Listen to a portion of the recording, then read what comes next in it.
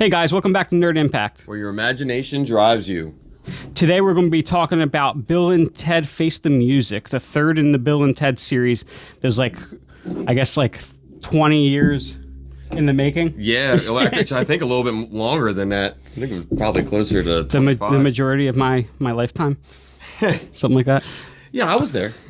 I witnessed it for you. I mean, you can always jump in the phone booth and see it for yourself. So this was a movie we've been looking forward to for quite some time. Of course, with everything going on in the world, we went straight to VOD, and we were pleased with these movies going straight to VOD. I know it's a little more expensive than you might be used to streaming, but please continue to support the industry and treat it more as if you were going to the theater, because otherwise, I don't know if we'll get them back. Yeah, we like I said, I think I mentioned in one of our videos. There's some theaters here and there just, that are open to minor capacity, but I mean, I think we're entering a time where it's probably become the more regular way of viewing stuff. So try to support the studios. Yeah, definitely support your studios by watching at home, and you really what they're doing with a lot of this stuff. I mean, they make it worthwhile. Quality's great, and just being able to have that availability, I look at it as a fortunate thing and not a unfortunate thing. Anyway, so Bill and Ted Face the Music. So this was a really fun movie.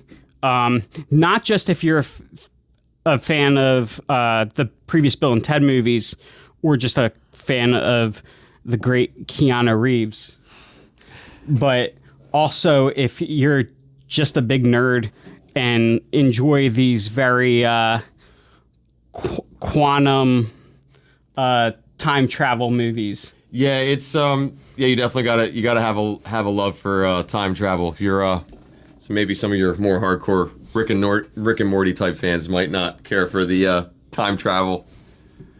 Has been overdone, but I think this movie, it took the theoretical time travel that it originated, obviously back in the 80s, and really just amazingly expanded upon it. So, warning, this video will include spoilers, but so the way we're introduced to this one, which I know both of us thought was really neat off the get-go, was that major figures throughout time were being displaced. They're just popping up in places they don't belong. Yeah, it was really cool. That's really how we're kind of introduced to the movie, other than like a nice flashback as far as narration by their daughters. Was it Bill's daughter, or were they? I thought it was both of them. Yeah, that's right. Yeah, they were kind of telling the story, bouncing it off of each other. But like as they're telling the story, we start to see very recognizable historical characters get displaced out of where their current time frames are, and ones from other ones getting dropped back in their place. It's pretty. I mean, who do we got? Like, it was. Like, I don't remember the ones being displaced per se. Yeah, but I know there was like somebody from like Civil War era. I think it's like the first one we see. Yeah, get but dropped off. You get the idea that there's clearly they didn't do something right. Kid Cudi gets displaced. Yeah, Kid Cudi definitely gets displaced.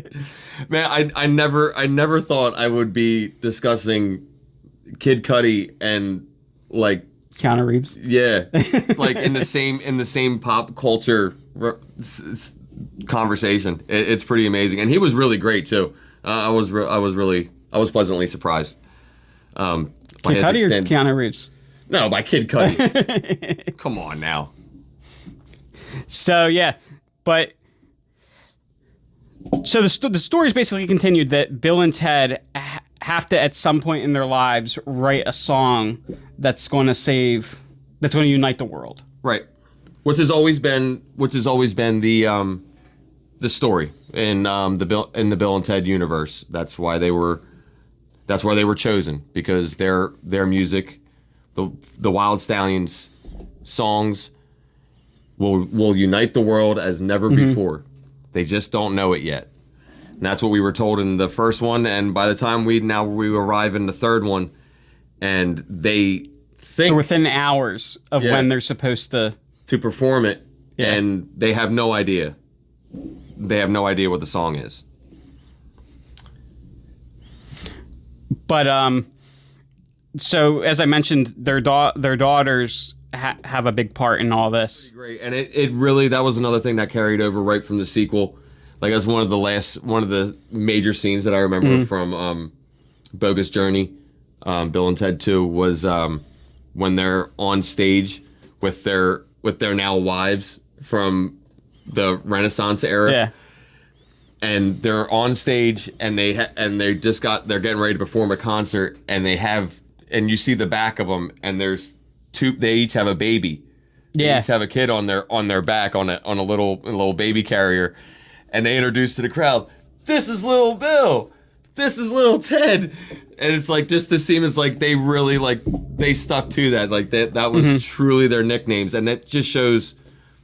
And what's the next following scene at the therapist, also at the couples therapy, goes to show is that their Bill and Ted's platonic love for each other not only is like boundless, is where they'll nickname each other's children off of their friend's name, but that they've lost sight of literally how to live life and show other people, including their own family and loved ones, affection, just because of their friendship. Well, showing affection separately. Yeah, individually. Yeah. This is somehow we're still watching a coming of age movie For guys in their 50s. which is whoa.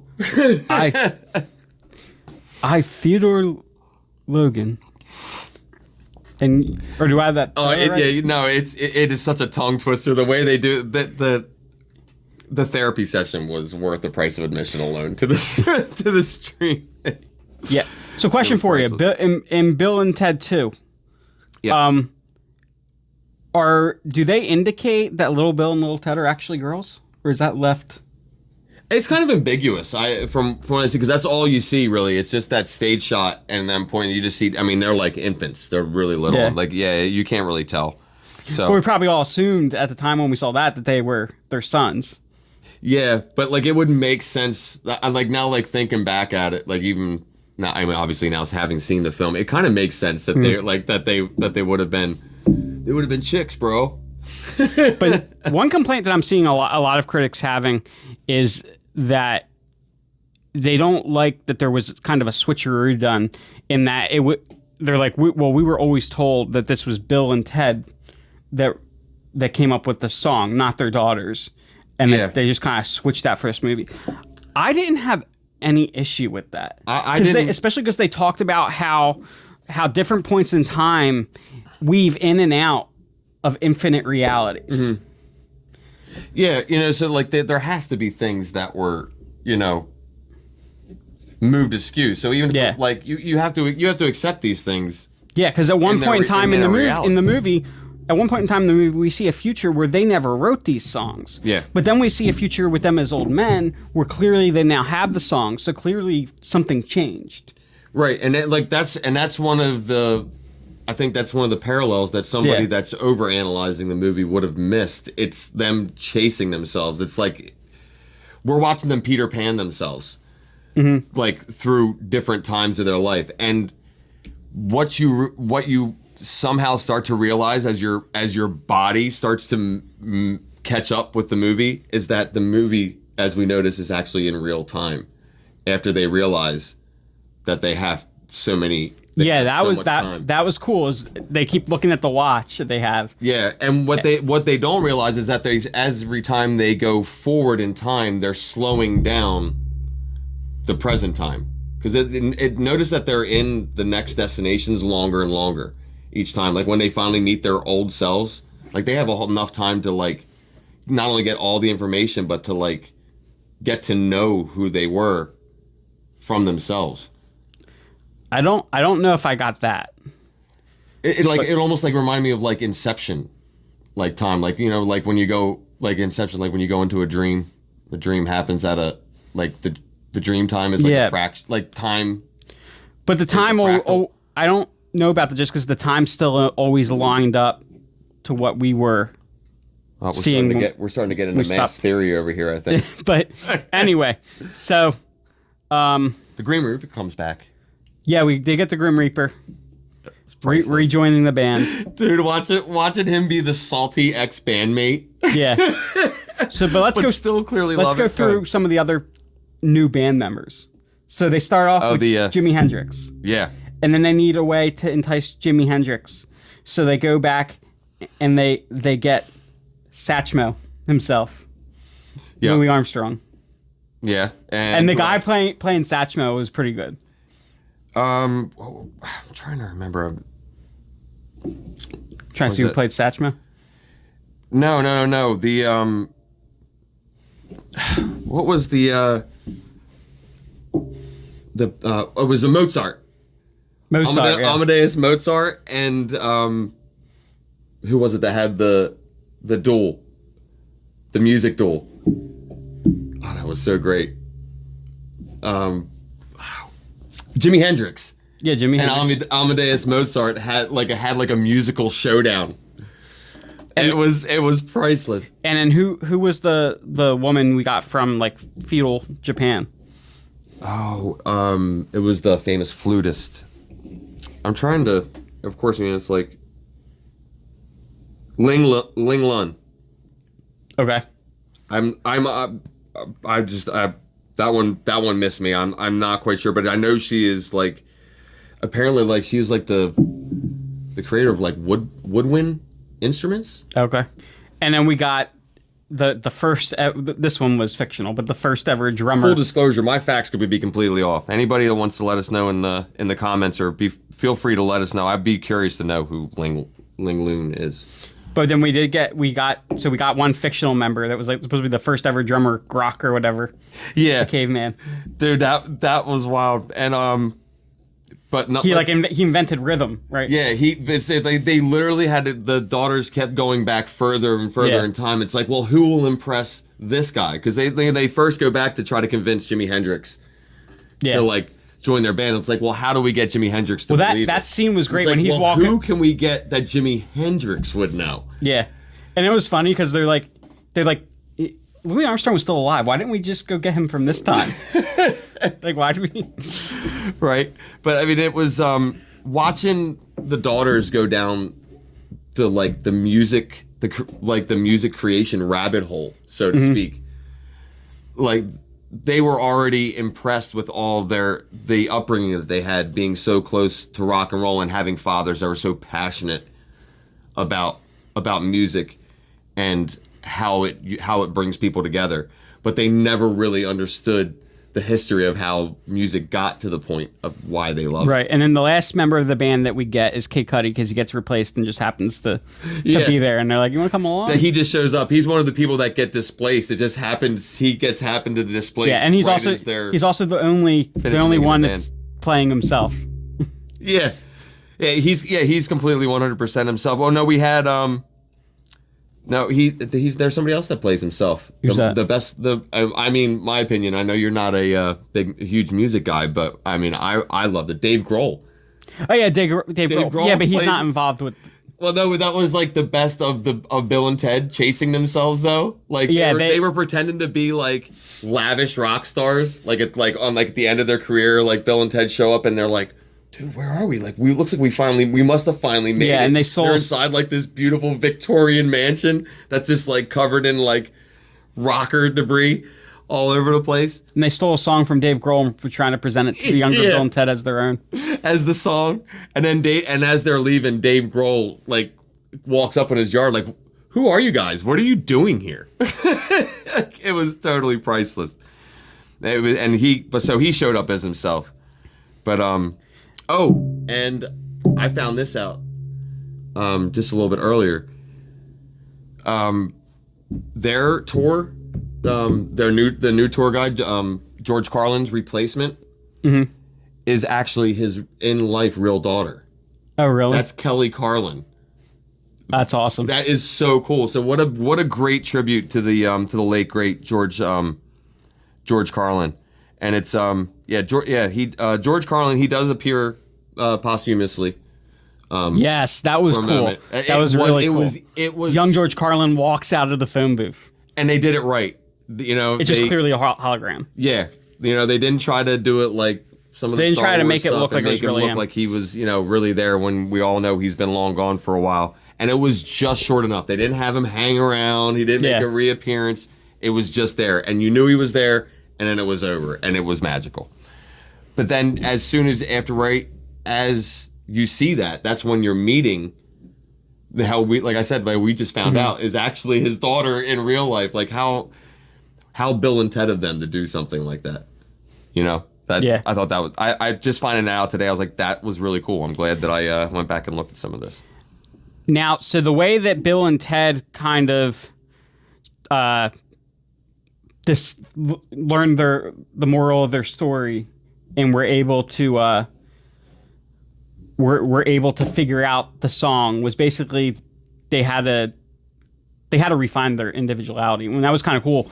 They're communing with their older selves. They're basically like in, I guess, like hospice. Yeah, it looked like they were in a retirement. They're in a retirement home. retirement home, but they look like they're like literally at the end of their lives. Yeah, and they're just like apologizing to themselves for never getting the time to really get to know them, and it's because they were so caught up in themselves as partners and as a band, they like lost track of who they were. But like then they kind of finally realized they found themselves when they found their older selves still together, still best of friends, simultaneously on their deathbed, just like how like an old married couple passes. I mean, it really was it was pretty great, and the way that they delivered the song to him with the message, the USB drive, the USB drive. I realized that their daughters actually recorded the song. Yeah, which is it's pretty. The way that they managed to take all these different plot twists and things that could have so easily gone, you know, been left out. Like that's what I was worried about most. I was like, they're really throwing a lot out here. Not only continuing with their continuity, adding to the story, and then changing the dynamic of the forms of the way that the time travel works. In canon during the movie. So it was like a lot. I'm like, man, there's going to be something that trails off here that is like just doesn't end up meaning anything to the plot. But everything tied back up down to the amazing ethereal phone booth scene at the end. Man, was that crazy. How they managed to well, do you want to talk about anything else before we talk about well there is the end? Well, the one thing is that I'd hate to skip over the devil in hell. The way that they get to, that's kind of where I was going. They sacrifice the USB drive to get to their daughters. Yep. Because they knew if they didn't, because that was the song, so they knew if they destroyed that, they would be destroying themselves. So it sent them back. So it sent them back to hell. So it's Bill and Ted's second trip back to hell. Yeah. And that was one of the only things I did have a question. I questioned that part. I was like, even though they're going back, they knew they were going back to hell again. Wasn't there any pre-consideration of like, wait a minute, our ex-band member who is very, very salty at us, and also Satan, is where we're about to go. Like they had no like prior construct to like of any preparation of meeting the devil again. Like that, I thought. Well, or maybe he's Satan. Not. Yeah. He's not the devil or Satan in this. He's death. He's just death in this. But I'm sorry about that. Yeah, and let's not forget about the robot that executes them. One of the best parts of the movie. He really was. Dude, and there was still a question around him that I wanted answered so badly. Did they manage to throw comedy relief in a comedy movie? Did you ever realize that, dude? It was tremendous. What was his name? I can't remember. I'm looking right now. Dennis. That was his name. Dennis. Caleb. Was it Caleb McCullen or something? No, maybe was that not it? No, because he kept on saying, "My name is Dennis." Wasn't that what he said? Because he always kept on like repeating his name. I think it's Dennis Caleb McCullen. Yeah, that's it. Yeah, he had some elaborate name for like, and he's just like an android of the daughter of George Carlin's character's ex-boyfriend. Yeah, and then they converted him into... And that's it. Like, we were waiting for more to be like, and he's an android because, like, no. That was his punishment for being a terrible ex-boyfriend. Oh, it's so great. It's so funny. It was, there was so many great tongue-in-cheek moments in a movie that has such grounded scientific comedy. And at the same time, like, it's a smart comedy that also has just a genuine good time at the same time. Like, it's not afraid to poke fun at itself. Yeah. As it's taking its subject matter very seriously. Because I mean, honestly, it's a tale of basically like there has to be a uniting force. Not only it can be associated to anything. I mean, you can associate it to the things that are going on today, or any major coming to a head of times of social upheaval or turnaround. Like they were set to be the only way that time could continue on. So it's like they're like, even when they were in their counseling and stuff, it's like, you know, I'm thinking it's like, you know, maybe it's not selfish on their parts for them to not know how to be selfless, because they have to be that united to be able to make it to save the world. Like, they're the only one. That's a lot of pressure. You know what I mean? And they were never like big brains or guys of a lot of men of great ambition, or, you know, they were slackers, dude, who chilled out in their basement and bitched about how their stepmom became the other one's stepmom. You know what I mean? Yeah. So it's like, that's scary, man. It's like, dude, like I'd want you to hold my hand forever while I was with you when that kind of pressure was put on me, bro. But let's sum up of how they actually save the world. Save the world. So to unite the world, they literally had this. They didn't just need to create a song that united the world. It had to be played simultaneously at every moment in time forever, for infinity. So they actually had to take the phone booth into the infinite. Because literally time was collapsing in on itself. Yeah. And it broke apart into an infinite number of phone booths. Right. And this all takes place all on Interstate 210. like that's in like a real place. I mean, they really put it, you know what I mean, in a spot where it's like, this is already a place where pandemonium is like constantly going on traffic wise anyway. Now it's literally the major traffic halt for the all breaking of reality. But they brought instruments to every point in time and have everybody playing it at the same time, so that they had a phone card. Wasn't that what it was? Wasn't it a phone card that they used in the booth to create I think the ethereal phone booth? Like, no, they just had to click. They were looking for the number, and they just had to click the infinity button. Yeah, there's an infinity symbol. There's a Mobius strip. On the keypad. Like, dude, hit the infinity symbol. They're like, oh, and they're like, dude, it was so impressive, dude. I felt like I was 10 years old again. Dude, you watch this phone booth just open up like an immense portal through all in time. Like, they were able to traverse infinity in a nanosecond.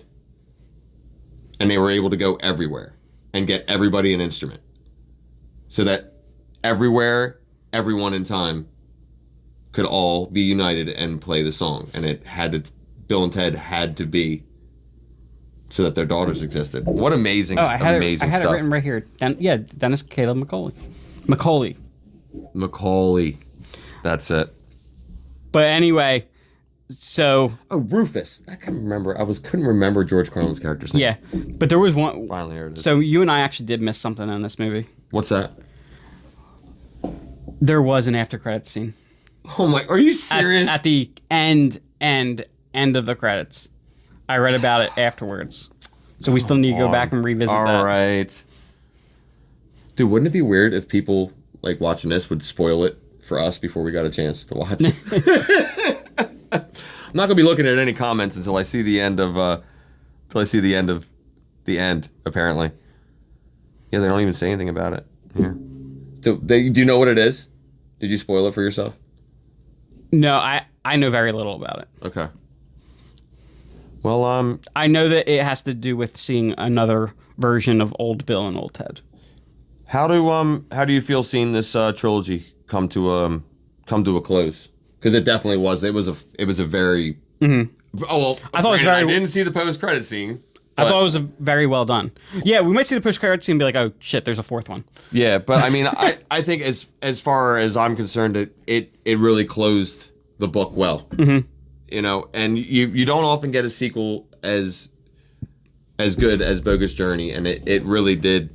Without that sequel, and the third one really shows without the sequel, they wouldn't have had the meat to create Bill and Ted 3. Like it really, the second movie is really important to the third movie, in my opinion. I mean, obviously their origin story of how they met Rufus and when they got tasked to this, but you get to learn a lot more about the time travel aspect of it in Bogus Journey, and that's really important to understand going into this. If not, that's one thing I think if you're not a prior fan of this, that might be a little overwhelming. And if you at all experience seizures due to flashing lights, do not watch this movie. It's an eyeful. It was a pleasure to watch. But yeah, I think that about sums up our thoughts on Bill and Ted Face the Music. Be sure to check it out if you haven't yet. And if you haven't, you shouldn't have made it to the end of this review. So shame on you. Shame on you. Yeah, absolutely. But don't forget to like, comment, and subscribe. And until next time, stay nerdy. Yeah. Thanks, guys. See you later.